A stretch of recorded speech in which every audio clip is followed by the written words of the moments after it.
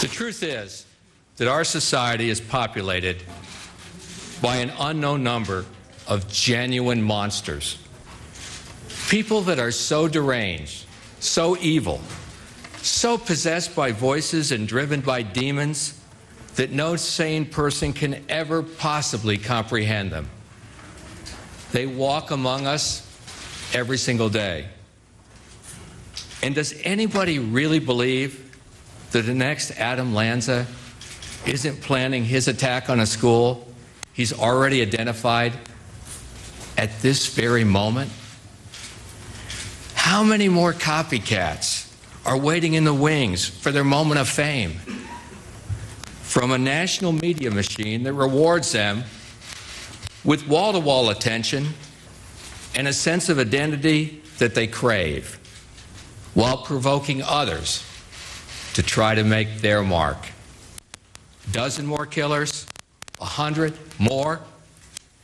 How can we possibly even guess how many, given our nation's refusal to create an active national database of the mentally ill? The fact is this: that wouldn't even begin to address the much larger, more lethal criminal class. Killers, robbers, rapists, gang members who have spread like cancer in every community across our nation. Meanwhile, while that happens, federal gun prosecutions have decreased by 40% to the lowest levels in a decade. So now, due to a declined willingness to prosecute dangerous criminals, violent crime is increasing again for the first time in 19 years. Add another hurricane, terrorist attack, or some other natural or man-made disaster, and you've got a recipe for a national nightmare of violence and victimization. And here's another dirty little truth that the media try their best to conceal. There exists in this country, sadly, a callous, corrupt, and corrupting shadow industry that sells and stows violence against its own people through vicious, violent video games with names like Bulletstorm, Grand Theft Auto, Mortal Kombat, and Splatterhouse. And here's one. It's called Kindergarten Killers. It's been online for 10 years.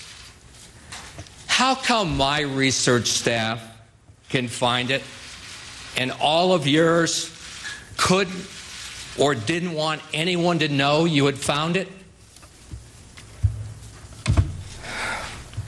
Add another hurricane, add another natural disaster.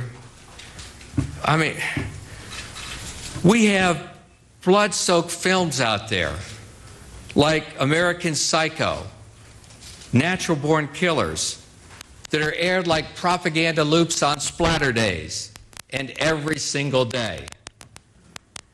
1,000 music videos, and you all know this, portray life as a joke, and they portray murder as a way of life. And then they all have the nerve to call it entertainment. But is that what it really is? Isn't fantasizing about killing people as a way to get your kicks really the filthiest form of pornography?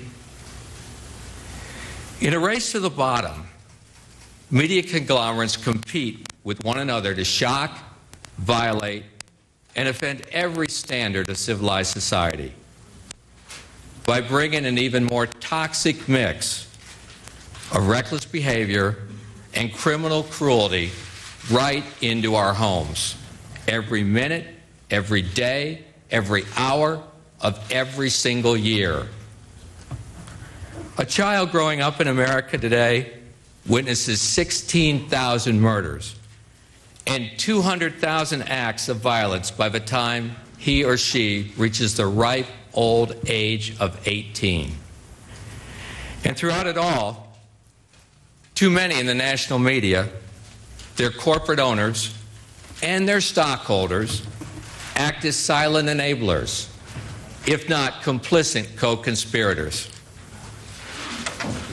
Rather than face their own moral failings, the media demonize gun owners.